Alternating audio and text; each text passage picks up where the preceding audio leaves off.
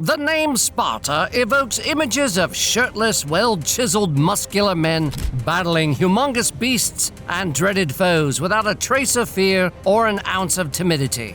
But what if I told you that beyond all that masculinity and bravado was an intricate society that awed historians for centuries?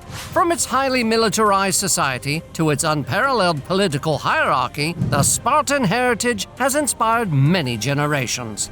We begin with its military. The Spartan society was built on loyalty to the state, exhibited through a strict military system that ensured everyone was always battle-ready. However, it isn't clear what informed its strict conformance to high military standards. Maybe it was the constant wars with its sister Greek states, or the frequent raids by other empires. Whatever it was, the Spartans decided to train their young boys in the best military standards, ready to fight any foe, any day, and at any time.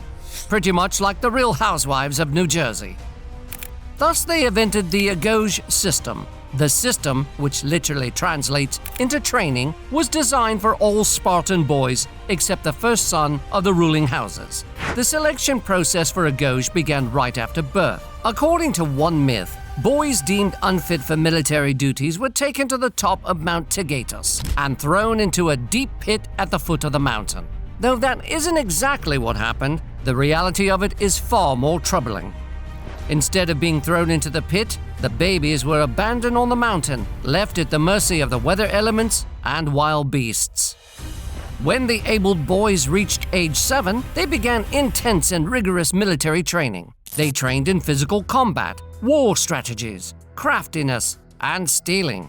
Yes, you heard that right. They learned to steal because their instructors provided them with scanty food and clothing.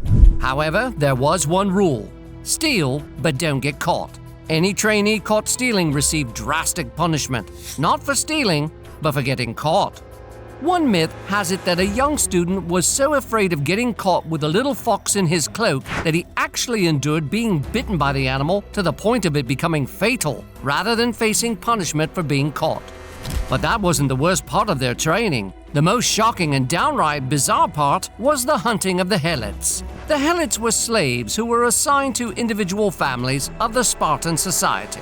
To control their population size, which could lead to a possible revolution, the Spartans declared open season on the Helits once every year. It was similar to the movie The Purge, but with a twist. The Helits couldn't fight back. The trainees were allowed to sneak up on the Helits and slay them wherever they stood. The slaying wasn't as important as was the stealth and skills the boys exhibited in terminating their targets. Boys who eliminated their target without creating a scene scored higher marks and received more rations and clothing than those who created a raucous and gory mess. But I'm curious. Do you think that the Spartans were justified in hunting the Helits because it helped to shape their military into the fine fighting force it was? Let me know your thoughts in the comments section. Aside from the annual open season, the Helits received generally fair treatment from the Spartans. Their masters couldn't trade them or free them, but they allowed them to acquire properties, albeit in a limited capacity.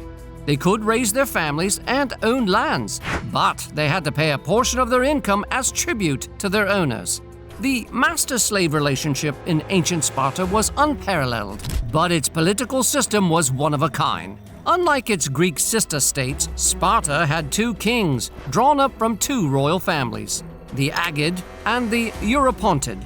The two kings had equal power, and their duties were clearly stated in the constitution to avoid conflicts. All the kings were generals and well-equipped to command the Spartan army, but only one of them could go to war while the other stayed behind to govern the kingdom. The kings were part of the Gerousia, a council of elders whose responsibility was to prepare Sparta's diplomatic business.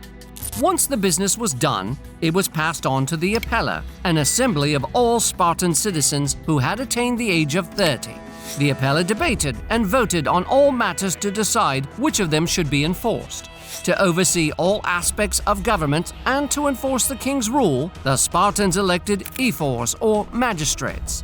The magistrates were usually 5, and with the king formed the main executive wing of the state. The Spartans also practiced a unique caste system made up of 3 ranks: the Spartiates, Perikoi, and the Helits.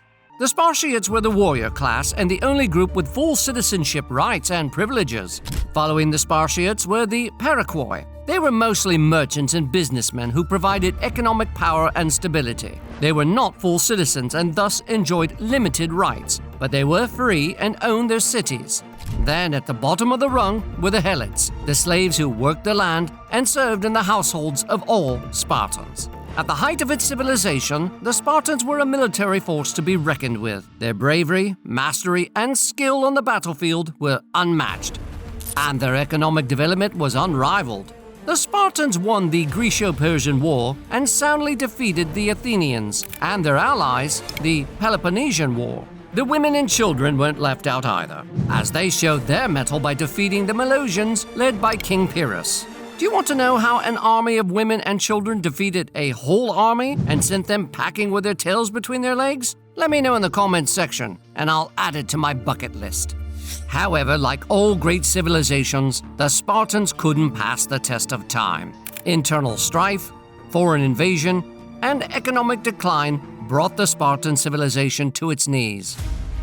By 371 BC, the great Spartans became a pale shadow of their proud past. The Battle of Lectura signaled the end of Sparta's military dominance, as the Boeotians and Thebans soundly trounced and vanquished the Spartans. All wasn't rosy at home either, as the Spartan economy began to crumble with the loss of the city of Mesene, which housed the majority of the Helit population. The slaves in Mesene rebelled against the now weakened Spartan state and were victorious. Thus, there were few people to till the lands, and even fewer people to work in the households. With no one to help them in their businesses and trades, the Paraquoi couldn't produce as much to sustain the economy. Eventually, Sparta was incorporated into the Roman Empire around 146 BC under the province of Achaea. The once proud and fierce warriors of Sparta had lost their verve and drive, but its name and exploits rang throughout many generations. Today, several armies across the world have adopted Spartan symbols and myths to inspire courage, discipline, and tenacity in their troops. Many schools and colleges have been inspired by the traditional, cultural, and historical values of the ancient Spartans. Though the Spartans are long gone, they are not forgotten. Their legacy lives on. If you're intrigued by stories of bravery, strength, and resilience, check out the Rise and Fall of Caesar's Empire by clicking on this video. And I'll see you there. And until next time, thanks ever so much for watching.